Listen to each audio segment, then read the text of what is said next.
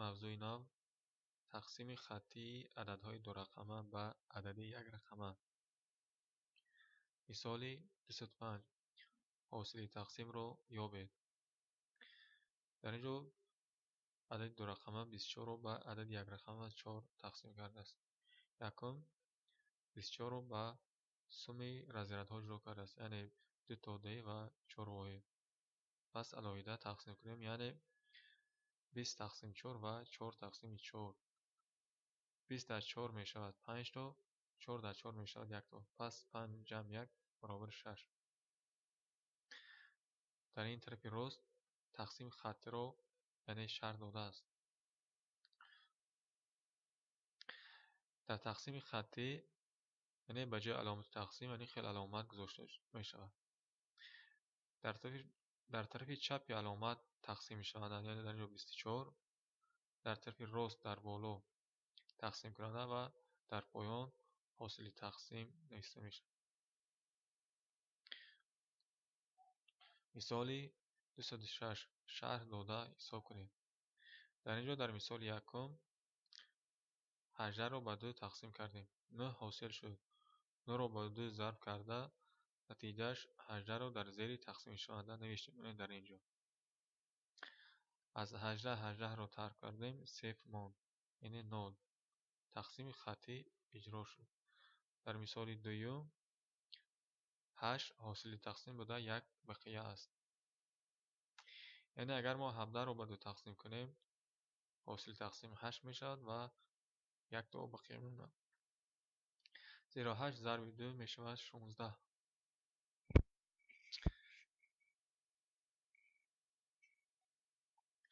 мисоли дар ин ҷо дар поён 21 тақсими 3. 21 тақсими 3 мешавад 7. мисоли 207. хаттӣ ҳисоб кунед. мисоли 208 ёки машқи 208. тақсимкуниро аз адади калон оғоз кунед. дар ин ҷо ҳам машқи 207 ва ҳам машқи 208 ҳардуш бояд мо ба таври хаттӣ нишон диҳем чӣ гуна тақсим кунем. барои ин мо машқи 207 мисолҳо камтар содда ҳастанд. барои ин мо аз машқи 208 бисёртар, яъне 4 то мисолро барои шумо шарҳ медиҳем.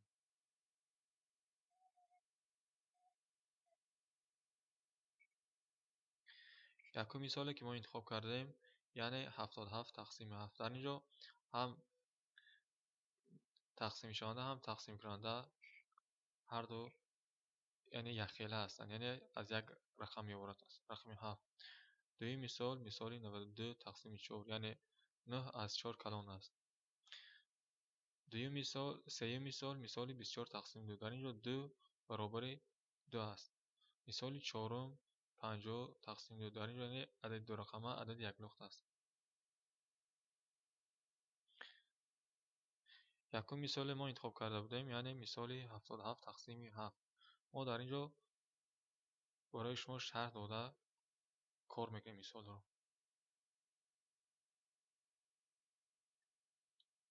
яъне барои хотири 77-ро бо 7 тақсим кардан, мо якум аввал аз тарафи чап, яъне якум 7-ро бо 7 тақсим мекунем.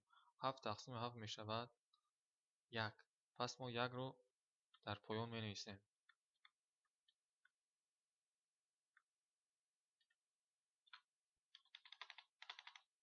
дар ин ҷо нависем. пас мо яъне 7-ро бо 7 тақсим кардем 1 шуд. боз мо 7-ро бо 1 зарб мезанем, яъне 7 зарби 1 мешавад 7. пас мо 7-ро дар поёни тақсимшаванда, дар поёни даҳӣ менависем.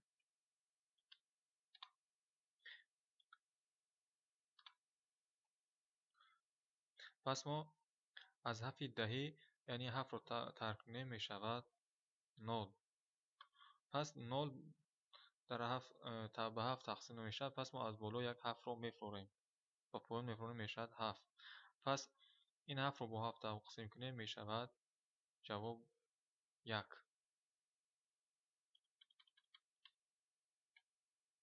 бозам мо 1-ро бо 7 зарб занем, 7 кар 1 мешавад 7.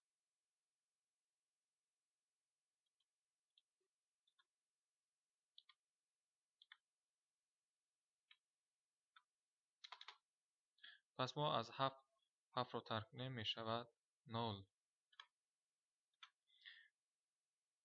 0 که به 7 تقسیم نمی شود پس تقسیم ما با آخر است. یعنی اگر ما 7 رو با 11 ضرب بزنیم می شود 77.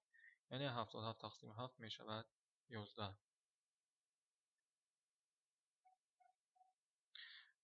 به این مثال ما انتخاب کرده بودیم یعنی 92 تقسیم 4. ما در اینجا شرح میدیم که چگونه باید ما 92 رو با 7 تقسیم کنیم.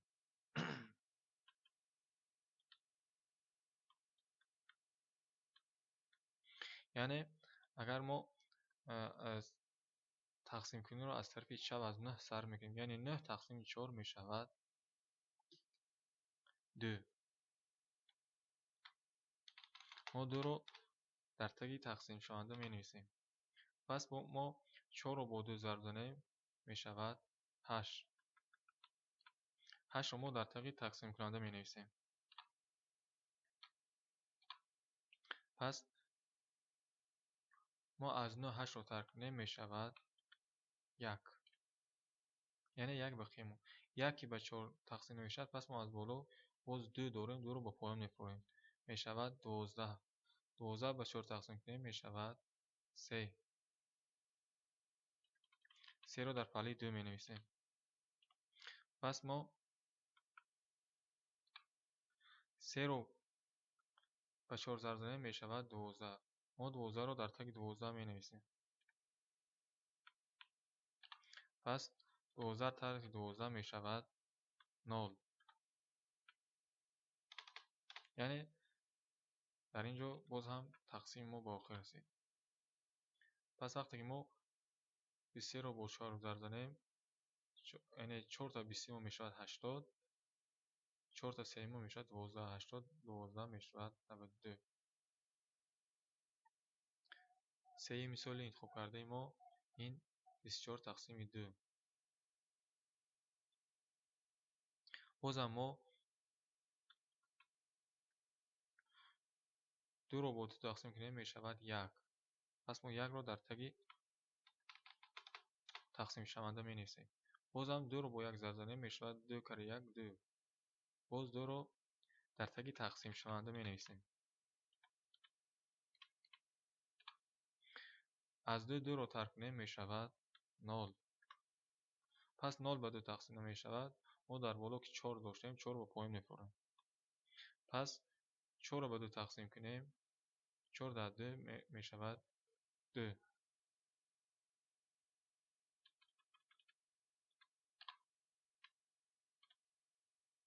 باز هم 2 رو با 2 ضرب بزنیم می شود 4. 4 رو در تگ 4 می نویسیم. از 4 4 رو ترک کنیم می شود 0. 0 که به 2 تقسیم نمی شود پس تقسیم با آخر است. یعنی 24 تقسیم 2 می شود 12. 12 ضرب 2 می شود 24.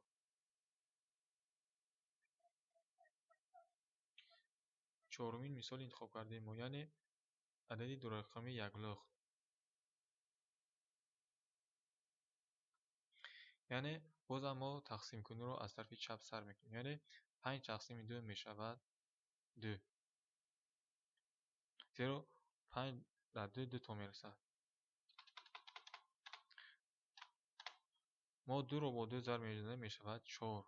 4 رو در تگ تقسیم شونده می نویسیم.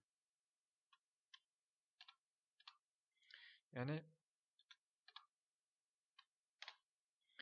از 5 4 رو ترک کنیم می شود بقیه 1. 1 که به 2 تقسیم نمی شود پس ما در بالا 0 داریم 0 رو می‌فرماییم. می شود در اینجا حاصل می شود 10. 10 در 2 می رسد 5 تا. 5 در پایان می نویسیم. در تگ تقسیم شونده. پس 5 ضرب 2 می شود باز همان 10.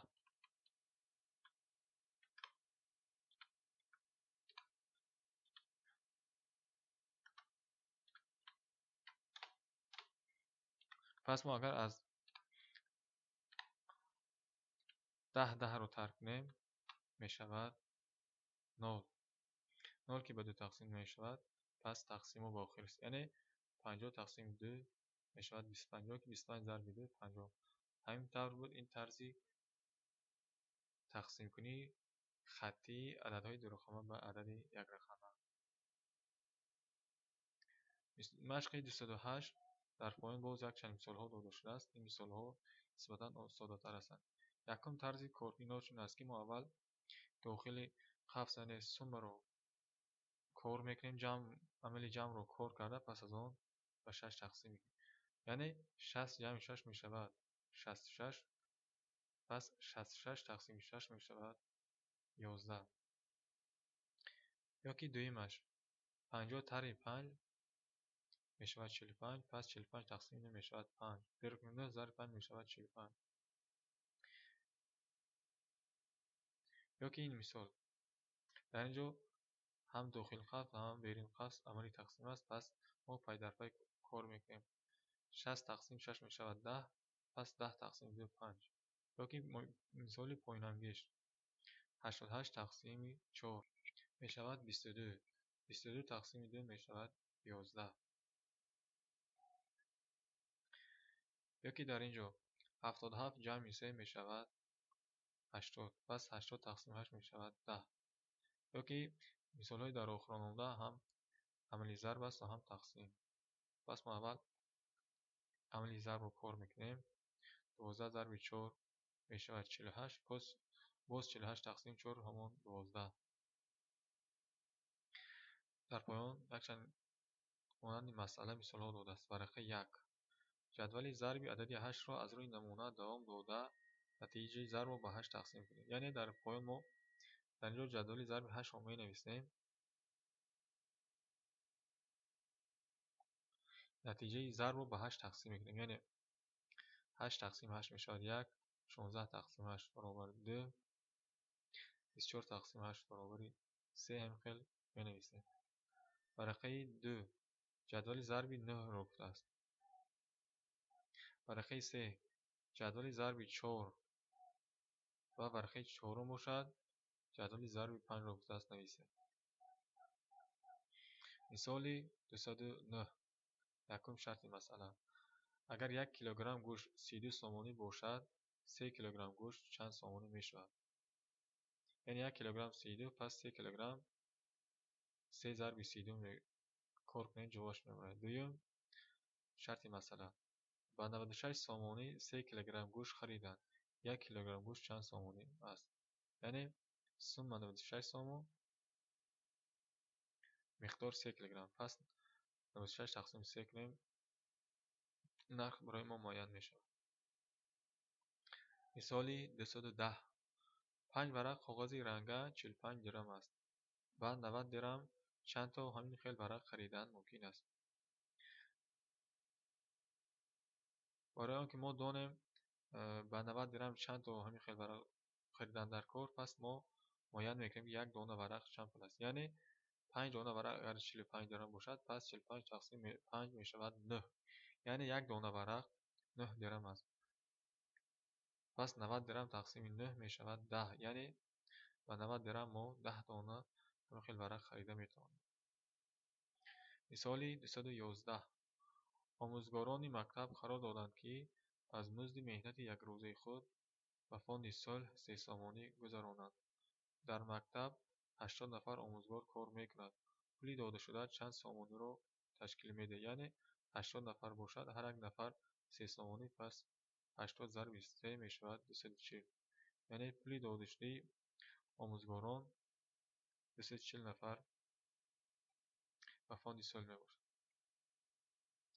مثال 212 خطی حساب کنیم. مثال 212 باید مثال ها رو باید خطی کار کردن در کار. یعنی اگر ما 48 رو با 4 تقسیم کنیم می شود 12. یا که 60 تقسیم 2 می شود 30. مثال 213 خطی حساب کنیم گفته است. یعنی در اینجا ما چگونه اینها رو باید خطی کار کنیم؟ اول ما داخل قفس ها رو کار میکنیم پس از آن با 4 تقسیم میکنیم. یعنی به این تقسیم شونده و تقسیم همچون خطی. یعنی 50 جمع 2 می شود 52. 52 رو با 4 پس از آن تقسیم میکنیم. یعنی این مثال ها دو طرز کار دارن. مثال دویمش در قفس 44 تری 8 قفس پوشیده تقسیم دهیم. یعنی ما میتوانیم اول هم تقسیم کننده رو هم طرح شونده هم طرح کننده رو به دو تقسیم کنیم، پس از آن حاصل تقسیم ها رو از یکدیگر طرح کنیم. لیکن در بعضی حالت های میشد که ما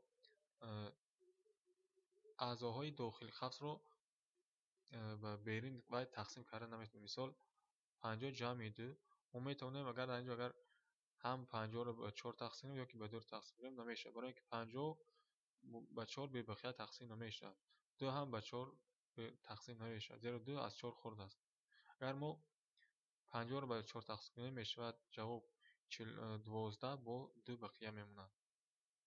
برای این ما وقتی که 50 رو با 2 جمع کنیم میشود 52، پس 52 به 4 تقسیم میشود 13. اما مثال دوم بودگی یعنی در قفس 69 جمع 3 قفس پوشیده تقسیم 3 برعکس مثال یکم است، زیرا هم 69 به 3 به بقیه تقسیم میشد، هم 3 به 3 به بقیه تقسیم میشد. یعنی در این حالت ما میتوانیم هم جمع شونده یکم رو به 3 تقسیم کنیم، هم جمع شونده دوم رو به 3 تقسیم کنیم، پس از آن حاصل تقسیم ها رو جمع کنیم. مثال 214 هر یک عمل رو علاهیده حساب کرده قیمت رو نشان دهید. نمونه یعنی در پایان در این ورقه مثال داشته است. یکمش یعنی 84 رو به 7 تقسیم کرده است. در بالا نشان داده همچین نمونه 84 تقسیم 7 میشود 12. پس دویم کار ما حاصل تقسیم 12 رو با 35 جمع میکنیم، یعنی 12 جمع 35 شده است 47. سوم کار ما از سوم 47 رو ترک کردیم، یعنی 47 تر 47 شد 9. ما برای شما شرح میدیم که این مثال ها رو چگونه باید کار کرد. برای دویم ما اول تقسیم رو کار میکنیم، پس از آن حاصل تقسیم رو با 51 جمع میکنیم. سوم کار ما از سوم 3 رو طرح میکنیم. برای سوم ما اول در اینجا تقسیم ها رو کار میکنیم، پس از آن حاصل تقسیم ها رو با یکدیگر جمع میکنیم. برای چهارمش یکم و 51 رو به 3 تقسیم میکنیم، پس از آن حاصل تقسیم رو با 48 جمع میکنیم. سوم کار حاصل جمع رو سوم رو باز به 17 جمع میکنیم. برای 5 ما 3 رو با 22 ضرب میزنیم، پس از آن حاصل ضرب رو با 28 جمع میکنیم. سوم کار از سوم 11 رو طرح میکنیم. برای ششمش ما 5 رو با 17 ضرب میزنیم، پس از آن از 100 ما حاصل ضرب رو طرح میکنیم، پس از آن از فرق 13 رو باز طرح میکنیم. یعنی اگر ما 5 رو با 17 ضرب بزنیم میشود 85. از 100 85 رو طرح کنیم میشود 15. پس 15 طرح 13 میشود 2. برقه 7 در اینجا نیز ما 19 رو با 3 ضرب میزنیم، پس از آن از 80 حاصل ضرب رو طرح کرده، پس فرق رو با 34 جمع میکنیم.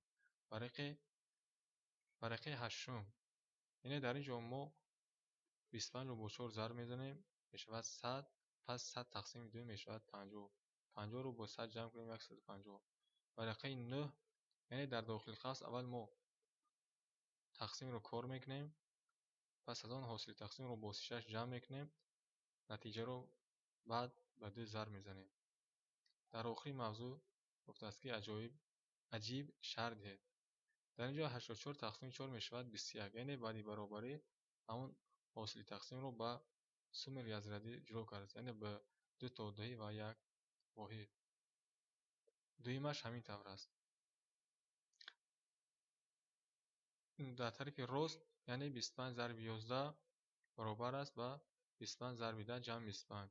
در این رو برای چی این طور نیست؟ یعنی ما اگر ضرب دویم و اگر عددی دهی یک لخت باشد، پس برای ما ضرب کردن آسان است. برای همین ما 25 رو با 10 ضرب زنیم میشود 250، پس 250 جمع 25 برای ما کار کردنش آسان است. یا که دویم انگیش 57 جمع 11 یعنی 57 57 ضرب 11. یعنی اگر ما 57 رو با 10 ضرب کنیم میشود 570. پس 570 جمع 57 برای ما کار کردنش آسان‌تر است نسبت به اون یکی 57 ضرب 11.